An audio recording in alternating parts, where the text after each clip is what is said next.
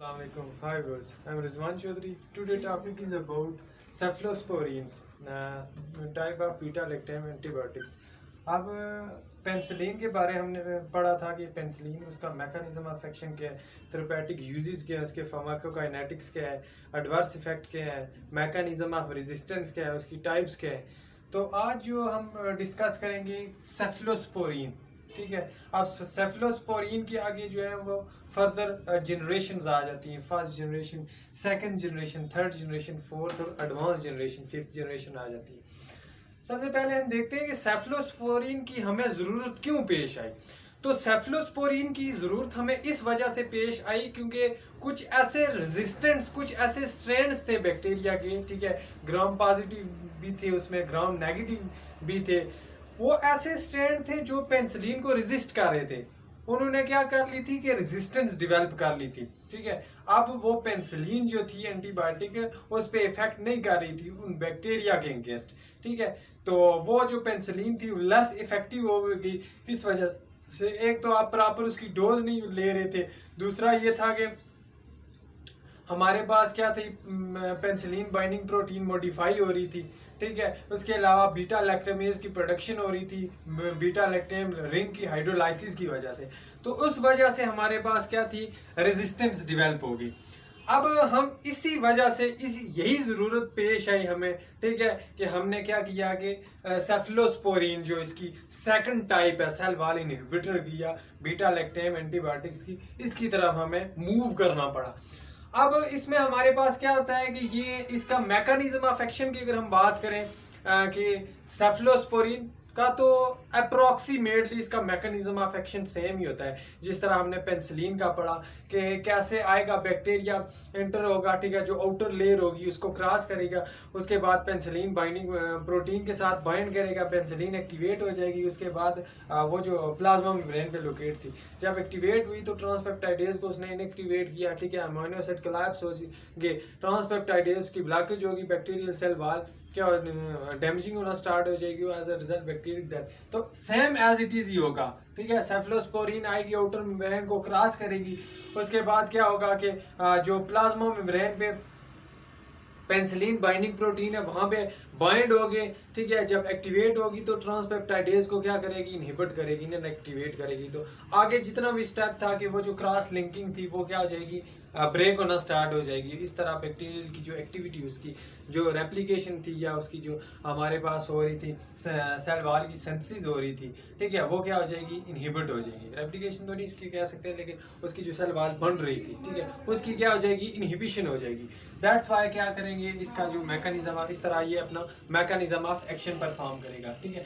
तो ये more effective थी कि हमें ज़रूरत इसलिए पेश आई कि ऐसी जो बैक्टीरिया के स्ट्रेन थे, ठीक है, उन्होंने रेजिस्टेंस डेवलप कर ली थी पेंसिलिन के अगेंस्ट। तो हमने क्या की कि नेक्स्ट जो उसकी जो क्लास थी उसको हमने क्या किया, वो डिस्कवर किया और उसको डिफरेंट जो स्ट्रेन जो पेंसिलिन के अगेंस्ट उन्होंने रेजिस्टेंस डेवलप कर ली थी, उन स्ट्रेन के अगेंस्ट हमने इस जनरेशन को यूज़ किया। उसके अलावा क्या है कि अब ये है कि इसमें जो हमारे पास ये वाली सेफलोस, इसमें रेजिस्टेंस भी कुछ ऐसी इसकी जनरेशन है जो इजीली रेजिस्ट, मतलब जल्दी रेजिस्टेंस डेवलप कर लेती है कंपेयर टू पेंसिलिन। अब इसकी जो है हमारे पास 5 जनरेशन मैंने कहा है आपसे, ठीक है। फर्स्ट जनरेशन है, सेकंड जनरेशन है, थर्ड जनरेशन, फोर्थ और एडवांस जनरेशन, फिफ्थ जनरेशन, ठीक है। सबसे पहले फर्स्ट जनरेशन को हम देख लेते हैं। तो जो फर्स्ट जनरेशन है हमारे पास, सही है। अब फर्स्ट जनरेशन में क्या आता है कि इसमें आ जाती है हमारे पास डिफरेंट टाइप्स की ड्रग्स आती हैं, ठीक है। अब इसमें जो पहली ड्रग्स आती है हमारे पास सेफोजोलिन, और उसके अलावा आ जाती है सेफेलेक्सिन है, सेफ्राडीन है, ठीक है। वेलोसेफ के नाम से हमारे पास ब्रांड नेम आता है 250 और 500 मिलीग्राम में। अब जो सेफाजोलिन है हमारे पास, इसको हम आईवी एडमिनिस्टर करते हैं। दूसरी जो सेफेलेक्सिन है और सेफ्राडीन है, ये जो है हम ओरली इसको यूज करते हैं, ठीक है।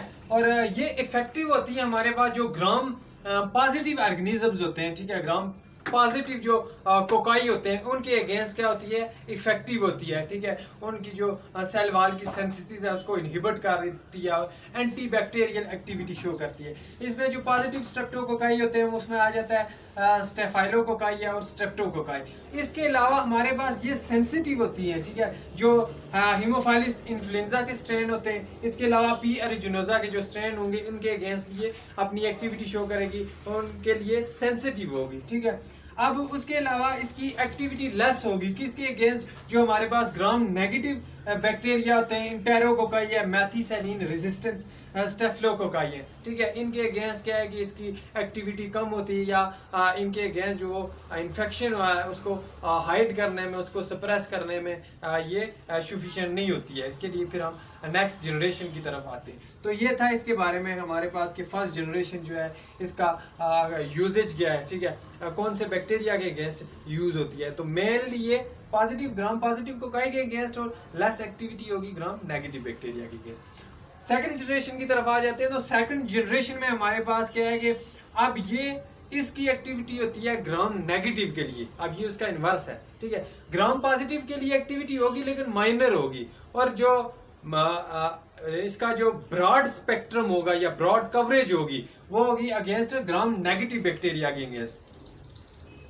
इसको हम बेशुमार इन्फेक्शन के लिए यूज करते हैं, ठीक है, जो ग्राम नेगेटिव बैक्टीरिया की वजह से होते हैं, ठीक है। इसमें आ जाता है हमारे पास sinus infection, respiratory tract infection जो होता है, ठीक है, एच इन्फ्लुएंजा की वजह से आता है। इसमें जो ड्रग्स हैं हमारे पास वो आती है सेफेक्सिटीन और सेफोटिटेन। अब ये हमारे पास ये ड्रग्स आ जाती हैं जो सेकंड जनरेशन में हमें इसको यूज करते हैं, ठीक है।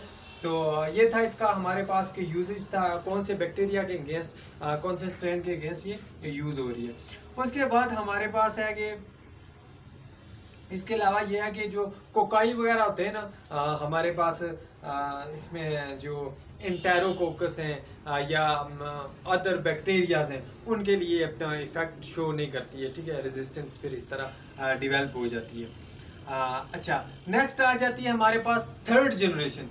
तो थर्ड जनरेशन में ये है हमारे पास कि ये मोर एफिकेशियस होते हैं कंपेयर टू फर्स्ट और सेकंड जनरेशन। सेफ्टी ज़्यादा होती है इसकी, ज़्यादा यूजेज है। Nowadays third generation most widely use हो रही है, ठीक है। जिस तरह हमारे पास अगर अडल्ट की बात करें तो सेफ्ट्राइजोन जो है आईवी वो मोस्ट कॉमनली यूज हो रही है, ठीक है। और इसके अलावा जो सेफिक्साइम है बच्चों में ओरली इसकी सस्पेंशन जो है वो ड्राई सस्पेंशन मोस्ट वाइडली ये यूज हो रही है, सही है। अब ये इसकी एफिकेसी होती है, ठीक है, कंपेयर टू फर्स्ट और सेकंड जनरेशन ये ज़्यादा डोमिनेट होती है हमारे पास। इसमें जो ड्रग्स आती हैं सेफोपिराजोन है, ठीक है, सेफ्ट्राइजोन है, सेफिक्साइम है, ये मेल ड्रग्स आती हैं। और इसकी एक्टिविटी जो होगी वो as compare to positive gram negative के अगेंस्ट ज़्यादा इसकी एक्टिविटी होगी, ठीक है। और ऐसे बैक्टीरिया जो रेजिस्टेंस डेवलप कर रहे थे, ठीक है, पेनिसिलिन हम यूज कर रहे थे, एडमिनिस्टर कर रहे थे और हमें कोई इफेक्ट नहीं मिल रहा था, कोई रिलीफ नहीं मिल रहा था उस बैक्टीरियल इन्फेक्शन के अगेंस्ट, ठीक है, रेजिस्टेंस डेवलप हो रही थी। तो उनके लिए हम क्या करते हैं, ये थर्ड जनरेशन जो है सेफलोस्पोरिन इसको यूज कर रहे हैं, ठीक है। सेफ्ट्राइजोन है, सल्फापिराजोन है, सेफिक्साइम है। इसके अलावा जो हमारे पास पेनिसिलिन है इसकी जो डिस्ट्रीब्यूशन होती है, ठीक है, बॉडी टिश्यू में डिस्ट्रीब्यूट हो जाती है, ब्लड ब्रेन बैरियर को क्रॉस कर लेती है, एक्सेप्ट हमारे पास जो सेफापिराजोन है ये इसको एक्सेप्ट। केस ऑफ कब, जब मेनिंजाई इन्फेक्शन हो, मेनिंजियल इन्फेक्शन होगा, ठीक है, जब वो इन्फ्लेम होगा तो परमिबिलिटी क्या हो जाएगी उसकी, वो इजीली इसको पेनिट्रेट कर देंगे, ठीक है, परमिबिलिटी ज़्यादा हो जाएगी।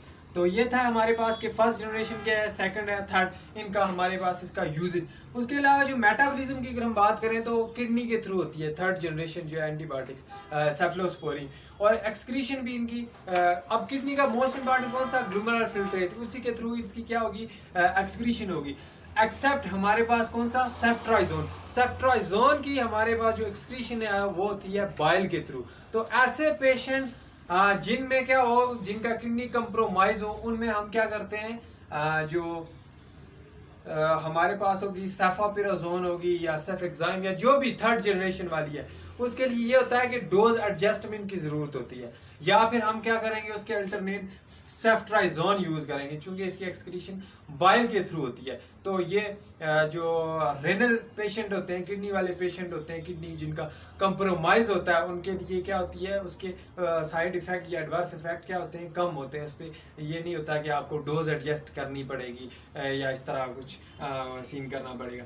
फोर्थ हमारे पास जो इसकी आती है जनरेशन, उसमें ये है कि आ जाती है हमारे पास सेफीपीम।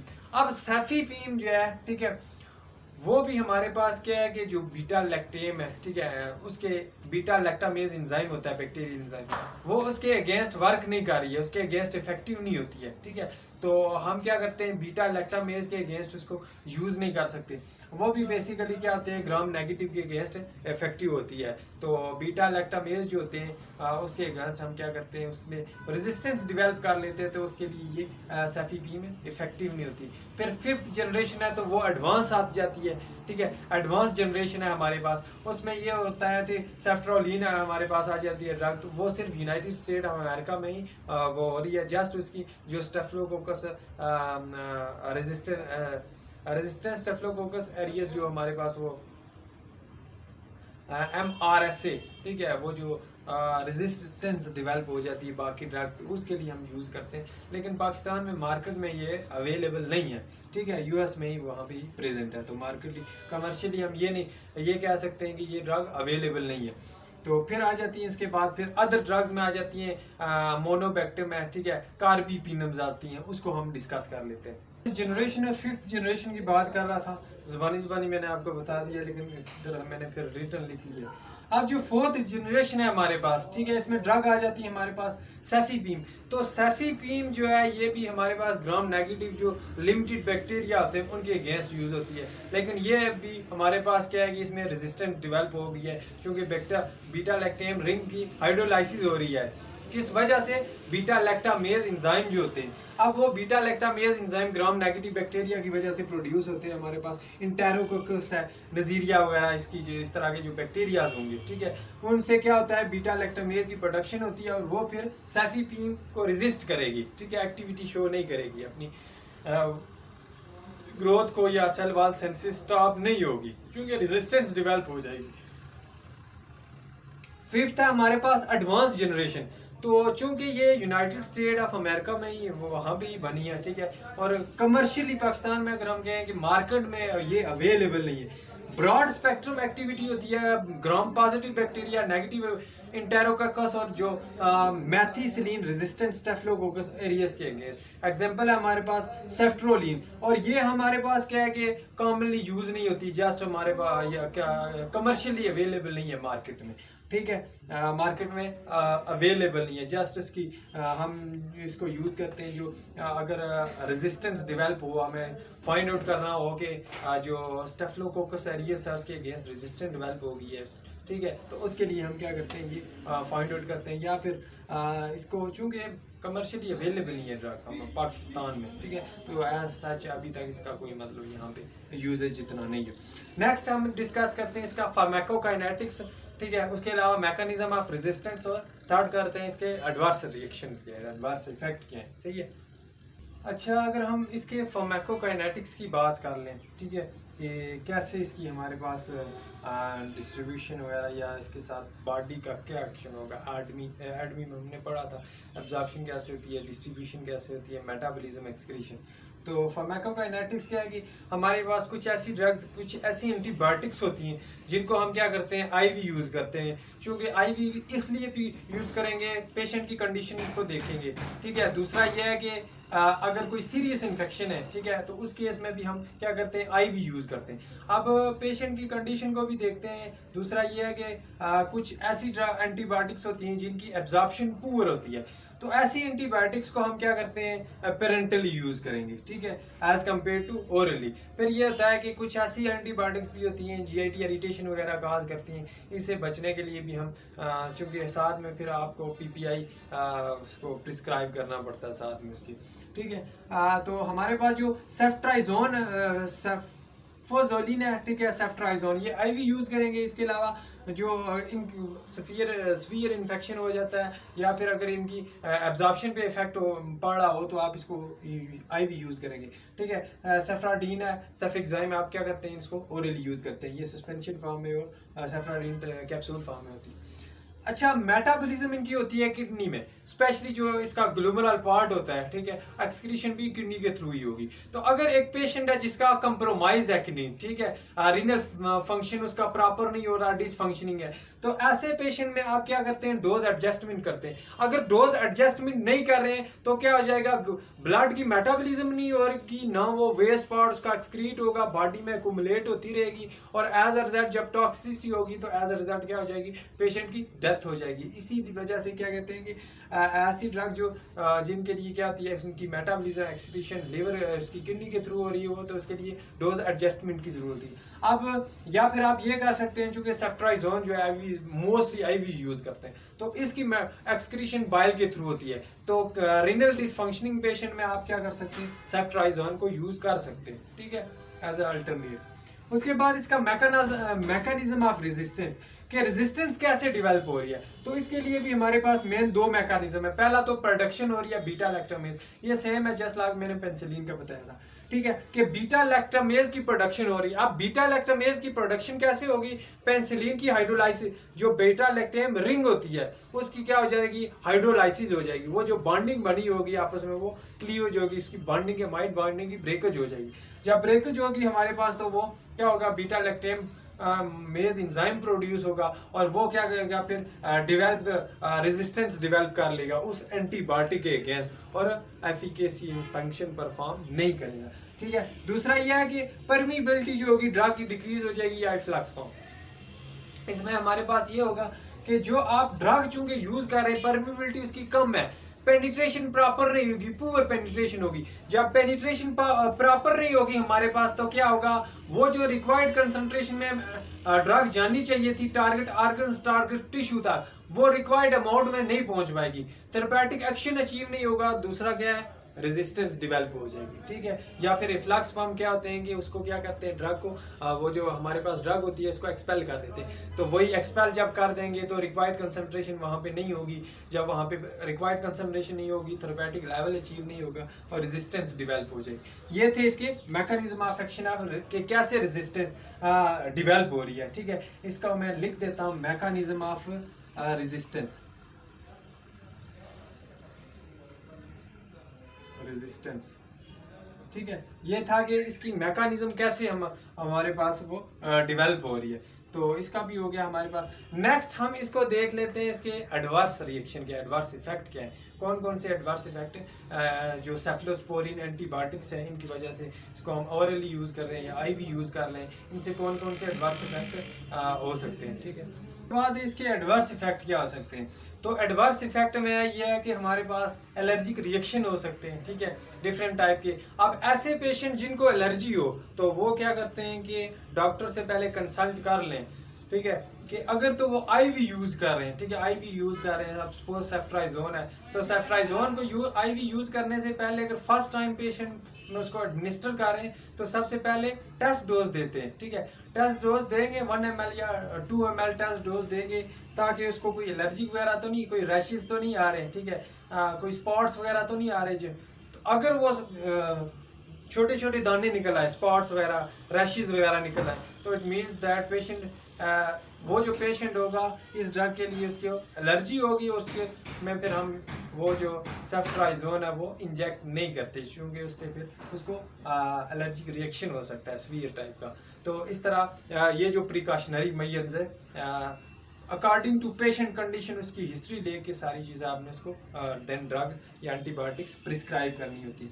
उसके बाद GIT irritation, gastrointestinal tract irritation cause करेगी। उसमें क्या होगा, नाजिया, वोमिटिंग होती है, डायरिया होता है। ठीक है, क्योंकि इसमें क्या होता है, हमारे पास ये स्ट्रॉन्ग होती हैं, ड्रग्स होती हैं। ठीक है, और ये क्या होती हैं, हार्ड होती है, और आपके स्टमक को क्या करती हैं, इरिटेट करती हैं। ठीक है, क्योंकि डोज ज़्यादा होती है, 500, 250, 1000 मिलीग्राम तक इनकी होती है, तो वो फिर क्या होता है, वो जीआईटी इरिटेशन काज करेंगी, म्यूकस मेम्ब्रेन पे इफेक्ट करेंगे, एसिड की प्रोडक्शन ज़्यादा होगी। ठीक है, जिसकी वजह से नाजिया, वोमिटिंग, डायरिया हो सकता है। उसके अलावा एनाफाइल एनाफाइलैक्सिस शॉक हो सकते हैं, ठीक है। उसके बाद फेलिबेटिस, अब फेलिबेटिस में क्या होगा कि आप जब भी उसको वेन्स में एडमिनिस्टर कर रहे हैं तो वेन्स क्या हो जाएंगी, इन्फ्लेम्स हो जाएंगी, ठीक है। ज़्यादा जब आप उसको इंजेक्ट करेंगे, ठीक है, इंजेक्शन एंटीबायोटिक्स की, तो वेन्स की इन्फ्लेमेशन हो सकती है, सही है।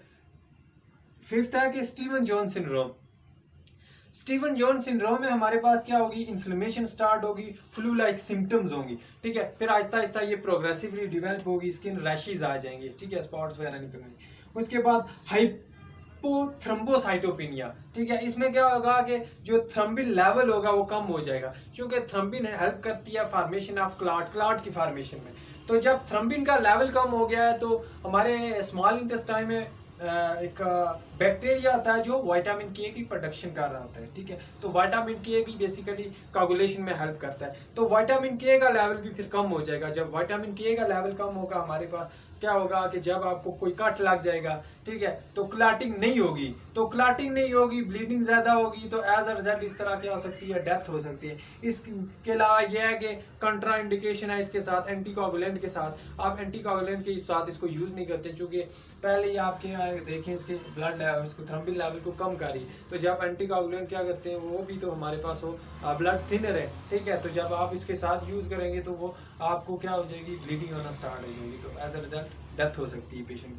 तो इसके हमारे पास जब भी आपने एंटीबायोटिक्स, स्पेशली एंटीबायोटिक्स को प्रिस्क्राइब करना होता है तो पहले उसकी पेशेंट की केस हिस्ट्री लें, ठीक है। उसके बाद केस हिस्ट्री लेने के बाद उसको आप पास्ट में कौन सी डिजीज रही है, अभी कौन सी डिजीज चल रही है, ठीक है, कौन सी ड्रग मैं इसको प्रिस्क्राइब करूंगा, ये हार्ट फेलियर भी है, ठीक है, किडनी भी इसका कम्प्रोमाइज है, तो मैं कौन सी ड्रग इसको एडमिनिस्टर करूंगा, तो ये इसका इसके लिए सेव होगी, प्लस उसके एडवर्स इफेक्ट, साइड इफेक्ट क्या होगी, वो मिनिमम होगी, ठीक है। और ये क्या होगी, इसकी प्रोफाइल, सेफ्टी प्रोफाइल होगी, रिक्वायर्ड एक्शन देगी, ठीक है। तो इसके अकॉर्डिंग क्या करना होता है, आपने उसको एंटीबायोटिक को या कोई भी ड्रग हो उसको प्रिस्क्राइब करना होता है, ठीक है। और प्लस क्या करते हैं कि एंटीबायोटिक्स जब भी देते हैं उसके साथ पीपीआई मस्ट होता है, क्योंकि जीआईटी इरिटेशन काज करती है। इसके अलावा कुछ एंटीबायोटिक्स ये है कि फूड के साथ वो उसका इंटरेक्शन होता है, ठीक है, फूड उसकी एब्जॉर्प्शन वगैरह पे इफेक्ट करता है, एब्जॉर्प्शन को डिक्रीज कर देगा, ठीक है। तो ये था हमारे पास सेफ्लोस्पोरिन। फिर आ जाती है हमारे पास अदर ड्रग्स, तो अदर में आ जाता है मोनोबैक्टम, कार्बिपिनम है, मोनोबैक्टम है। फिर हम क्या करते हैं कि कॉम्बिनेशन में आ जाती है बीटा जो लैक्टामेज इनहिबिटर ड्रग्स हैं, ठीक है, उसमें आ जाते हैं हम कॉम्बिनेशन में सैफ का बीटा लैक्टेम इनहिबिटर के साथ कॉम्बिनेशन में देंगे। इसके अलावा जो कार्बिपिनम है इसका बीटा लैक्टेम इनहिबिटर के साथ कॉम्बिनेशन में यूज करते हैं। किस केस में करेंगे वो इसको आगे देखते हैं। ये 4 टाइप्स होती हैं इसकी। नंबर 1 पेंसिलिन है, ठीक है, सेफ्लोस्पोरिन है, थर्ड आ जाती है हमारे पास कार्बिपिनम है, और देन फोर्थ आ जाती है मोनोबैक्टम। कार्बिपिनम हमारे पास क्या है कि सिंथेटिक बीटा लैक्टेम एंटीबायोटिक्स है, ठीक है। 3 ड्रग्स आती है इसमें, एमीपिनम है, मैरोपिनम, डोरीपिनम है, ठीक है, अट्रापिनम भी आती है इसमें, 4 ड्रग्स है। अब इनकी क्या होती है, एंटीबैक्टीरियल एक्टिविटी होती है, चूंकि ये ब्रॉड स्पेक्ट्रम होती है, ठीक है, positive gram positive bacteria, gram negative bacteria के अगेंस्ट भी इफेक्टिव होती हैं। पी एरिजिनोजा, एंटेरोकोकस इन्फ्लुएंजा हो गया, ठीक है, निजीरिया हो गई बैक्टीरिया, तो इन सब के अगेंस्ट क्या होती हैं, ये इफेक्टिव होती है। इसके अलावा ये बीटा लैक्टामेज के अगेंस्ट भी इफेक्टिव होती हैं, लेकिन रेजिस्टेंस डेवलप कर लेती हैं। जो मेटालो बीटा लैक्टामेज है उनके लिए इफेक्टिव नहीं होती है, सही है। अब हमारे पास इसकी फार्माकोकाइनेटिक्स में की अगर हम बात करें तो फार्माकोकाइनेटिक्स में ये होता है कि जो एमीपिनम है, मैरोपिनम और डोरीपिनम, इसको हम आईवी यूज करते हैं। ये पेनिट्रेट कर जाती हैं बॉडी टिश्यू को, फ्लूइड्स वगैरह में इंटर हो जाती हैं, ब्लड ब्रेन बैरियर को क्रॉस कर देंगी। कब? जब मेनिंजियल इन्फ्लेमेशन के मेनिंजाई की वो इन्फ्लेम्ड हो जाएंगे, ठीक है, इन्फेक्शन हो जाएगा वहाँ पे, तब ये जाके क्या होगी, उसकी मेनिंजियल इन्फेक्शन की ट्रीटमेंट में यूज होती है, तो ये ब्लड ब्रेन बैरियर को क्रॉस कर जाएगी, ठीक है। अब इसमें क्या होता है कि जो मैरोपिनम है, ठीक है, मैरोपिनम क्लीवेज हो जाती है इसकी। हमारे पास एक इंजाइम होता है डीहाइड्रोपेप्टाइडेज इंजाइम, ठीक है। अब ये जो डीहाइड्रोपेप्टाइडेज इंजाइम है ये प्रेजेंट होता है brush border of renal tubule के, जो किडनी के जो ब्रश बॉर्डर रीनल ट्यूब्यूल्स है वहां पे ये एंजाइम प्रेजेंट होता है। तो हम कैसे इस ड्रग को इसकी ब्रेकडाउन या क्लीवेज होने से बचा सकते हैं? तो इसको को एडमिनिस्टर करेंगे सिलेस्टाटीन के साथ। जब को एडमिनिस्टर करेंगे तो ये जो पेरेंट ड्रग होगी हमारे पास, ठीक है, इसकी क्लीवेज को क्या कर लेगा, प्रिवेंट कर लेगा। तो इस तरह हमारे पास जो रिक्वायर्ड उसका इफेक्ट हमें चाहिए था मेरोपिनम का, वो हमें अचीव हो जाएगा। और उस बैक्टीरियल के अगेंस्ट क्या होगी, ये इसकी वो जो सेल वॉल की सिंथेसिस कर रहे थे वो क्या हो जाएगी, एक्टिविटी इंक्रीज होगी। इस बैक्टीरिया को क्या करेगा, स्टॉप, उसकी ग्रोथ को स्टॉप करेगा, जो उसको इनहिबिट करेगा, डिपेंड करेगा डोज। तो इसके अलावा इसकी जो मेटाबॉलिज्म होती है, ठीक है, किडनी के थ्रू होती है, एक्सक्रीशन भी किडनी के थ्रू। तो ऐसे पेशेंट जिनका किडनी कंप्रोमाइज हो, उन पेशेंट में आपने क्या करना है कि डोज एडजस्टमेंट कर लेनी है जब ये ड्रग यूज कर रहे होंगे, ठीक है, ताकि उसमें क्या हो कि उसकी ड्रग की एकुमुलेशन ना हो। जब, ठीक है, अगर एकुमुलेशन होगी तो टॉक्सिसिटी होगी, तो एज अ रिजल्ट पेशेंट की डेथ हो जाएगी, ठीक है। तो आपने कंप्लायंस देखनी है, पेशेंट हिस्ट्री देखनी है, सारी चीज़ें देख के देन उसको क्या करना है, प्रिस्क्राइब करना है एंटीबायोटिक्स। नेक्स्ट इसके अगर एडवर्स इफेक्ट की, तो एडवर्स इफेक्ट बता दिए कि वही हमारे पास नाजिया वोमिटिंग, जीआईडी इरिटेशन में इसमें नाजिया वोमिटिंग होगी, ठीक है। इसके अलावा क्या है कि न्यूट्रोपेनिया होगा, ठीक है, न्यूट्रोफिल काउंट कम हो जाएगा। उसके अलावा क्या है हमारे पास कि फिलोबेटर, इसमें न्यूट्रोपेनिया होगा, ठीक है। तो ये इसमें एडवर्स इफेक्ट और डायरिया वगैरह हो सकता है, सही है, ये इसके एडवर्स इफेक्ट होगी।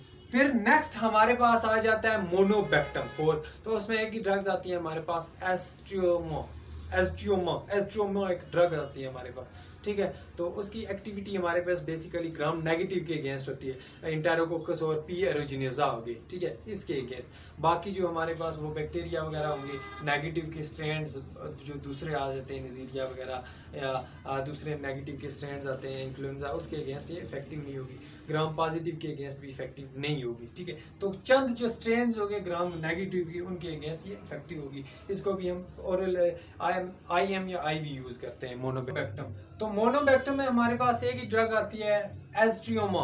अब ये जो एस्ट्रियोमा है ये रेजिस्ट करेगी बीटा लैक्टामेज, मींस के बीटा लैक्टामेज के अगेंस्ट इसकी एक्टिविटी नहीं होती है, ठीक है। जो ग्राम नेगेटिव बैक्टीरिया के अगेंस्ट प्रोड्यूस हो रहते हैं, कौन से, क्लेप्सिला, सोडोमोनास, सेरोटा, ठीक है, इनके अगेंस्ट इसकी एक्टिविटी नहीं होगी। उसके अलावा कि इसकी एक्टिविटी होती है कुछ जो ग्राम नेगेटिव स्ट्रेन्स होते हैं, कुछ बैक्टीरिया होते हैं जिस तरह इंटेरोकोकस है, पी एरोजिनेजा, और इसकी एक्टिविटी ग्राम पॉजिटिव के लिए नहीं होगी, ठीक है। इसके अलावा जो हमारे पास ग्राम पॉजिटिव और एनारोब, इसके लिए इसकी एक्टिविटी नहीं होगी। फार्माकोकाइनेटिक्स की अगर हम बात करें तो इसको IM या IV यूज करते हैं, ठीक है। ये एक्युमुलेट हो सकती है ऐसे पेशेंट जिनका लीवर फेलियर, चूंकि मेटाबॉलिज्म इनकी लीवर में और एक्सक्रीशन भी मेटाबॉलिज्म किडनी में और एक्सक्रीशन भी किडनी में हो रही है। तो जो रिनल फेलियर वाले पेशेंट होंगे, ठीक है, उनमें क्या करना है, आपने डोज एडजस्ट कर लेनी है। उसके अलावा ये नॉन टॉक्सिक होते हैं, लेकिन एडवर्स इफेक्ट में कि फेलिबेटिस काज करेंगे, इन्फ्लेमेशन हो जाएगी वेन्स की, ठीक है, स्किन रैशेस हो सकते हैं। उसके अलावा कोई नहीं ली abnormal liver function test, LFT क्या है, liver function test. Liver function test को क्या कर देगी, एबनॉर्मल कर देगी, या इंक्रीज कर देगी या डिक्रीज कर देगी, ठीक है। उसमें क्या कर देगी, वेरिएशन काज करेगी, ठीक है। और ये ऐसे पेशेंट जो पेंसिलिन ले रहे होंगे और वो क्या हो, उनमें एलर्जी हो, तो एलर्जी वाले पेशेंट में पेंसिलिन यूज नहीं करते, ठीक है। तो ये ड्रग जो होती है हमारे पास एस्ट्रियोमा, ये सेव होती है एलर्जिक पेशेंट के। मीन एक बंदा एलर्जी वाला, उसको इन्फेक्शन हो गया, तो आप उसके लिए क्या है, बाकी के ड्रग्स उसके लिए क्या होंगे, एनाफिलैक्टिक शॉक काज कर रही है, एलर्जी काज कर रही है, तो आप क्या कर सकते हैं, एस्ट्रियोमा ड्रग यूज कर सकते हैं, ठीक है। ये सेव होगी, एलर्जी काज नहीं करेगी। तो ये था इसके मोनोबेक्टम का। नेक्स्ट आ जाता है हमारे पास के सेफ्लोस्पोरिन और बीटा लैक्टामेज इनहिबिटर ड्रग, और लास्ट पे आता है हमारे पास कार्बीपिनम और बीटा लैक्टामेज इनहिबिटर ड्रग्स, उसको हम देख लेते हैं। नेक्स्ट हमारे पास आ रही थी कि कॉम्बिनेशन में ड्रग्स हम कुछ यूज करते हैं, जिस तरह cephalosporin plus beta lactamase inhibitor, ठीक है, और कार्बीपिनम प्लस बीटा लैक्टामेज इनहिबिटर। अब हमारे पास सेफ्लोस्पोरिन है तो कोई भी इसमें आप ले सकते हैं, जिस तरह सेफोटोलाजोन है, ठीक है, ये मेरे ख्याल में सेकंड जनरेशन में आती है, प्लस बीटा लैक्टामेज इनहिबिटर कौन सी है, टेजोबेक्टम्स, ठीक है, सेल्बेक्टम, टेजोबेक्टम या जो भी हमारे पास आती है, ठीक है। अब क्या करेंगे, हम इसको कॉम्बिनेशन में देते हैं, क्योंकि जो हमारे पास सेफ्लोस्पोरिन है वो बीटा लैक्टामेज को इनहिबिट नहीं कर पाती है, ठीक है। जब बीटा लैक्टामेज इनहिबिट नहीं होगा तो बैक्टीरियल की जो सेल वॉल की सिंथेसिस नहीं स्टॉप होगी, ठीक है। दैट्स वाई कॉम्बिनेशन में हम यूज करेंगे बीटा लैक्टामेज को, ताकि इसको बीटा लैक्टामेज एंजाइम को इनहिबिट करते हैं और जो सर्टेन बैक्टीरिया हो, एंटेरोकोकस हैं या सुडोमोनास एरोगेनोसा है, उनकी एक्टिविटी क्या हो जाए, लॉस हो जाए और सेल वॉल की जो सिंथेसिस है वो स्टॉप हो जाए। सही है। इसमें ड्रग है हमारे पास सेफोटोलाजोन है प्लस टैजोबैक्टम। नेक्स्ट आ जाती है हमारे पास कार्बीपिनम प्लस बीटा लैक्टामेज इनहिबिटर। अब इसमें हमारे पास ड्रग आ जाती है मैरोपिनम और प्लस वेबोरबैक्टम, ठीक है। ये इनको कॉम्बिनेशन में देते हैं किसके लिए, अगर कॉम्प्लिकेटेड यूरिनरी ट्रैक इन्फेक्शन हो जाए तो उस केस में हम ये ड्रग देंगे मैरोपिनम और वेबोरबैक्टम, ठीक है। अगर मैरोपिनम से वो ट्रीट ना हो रहा हो, रेजिस्ट शो कर रहा हो, ठीक है। अब कॉम्प्लिकेटेड यूटीआई इन्फेक्शन में हमारे पास कौन सा है, पोलियोनेफ्राइटिस, ठीक है। इसमें पोलियोनेफ्राइटिस हो सकता है, ठीक है। अब इसके अलावा ये इफेक्टिव होती है जो इंटेरोकोकस बैक्टीरिया वगैरह होंगे, ठीक है, उनके अगेंस्ट भी ये कॉम्बिनेशन ड्रग इफेक्टिव होगी, ठीक है। तो आज हमने जो है इसका सेफलोस्पोरिन का मैकेनिज्म ऑफ एक्शन पढ़ा, इसकी फार्माकोकाइनेटिक मैकेनिज्म ऑफ रेजिस्टेंस पढ़ा, इसके अलावा इसकी जनरेशन पड़ी, 5 जनरेशन है। उसके बाद अदर ड्रग्स में फिर हमारे पास कार्बीपिनम पड़ा, मोनोबैक्टम पड़ा, फिर उसके बाद कॉम्बिनेशन वाली ड्रग्स पड़ी, ठीक है, कि ये इसको हम कॉम्बिनेशन में दे सकते हैं कि रेजिस्टेंस बहुत ज़्यादा डेवलप हो रही है, या फिर हमारे पास बीटा लैक्टामेज की प्रोडक्शन हो रही है और वो सिंगल थेरापी से इनएक्टिव नहीं हो रही है, तो देन हमने कॉम्बिनेशन थेरापी की तरफ जाना है और जो बैक्टीरिया की एक्टिविटी है उसको मिनिमाइज करना, उसको इनहिबिट करना, इसको किल करना है। तो ये डिफरेंट मेथड हमने डिफरेंट एंटीबायोटिक्स को डिस्कस किया। तो today this is all about today lecture. So anyone have any single question you can ask in the comment box. Thank you very much.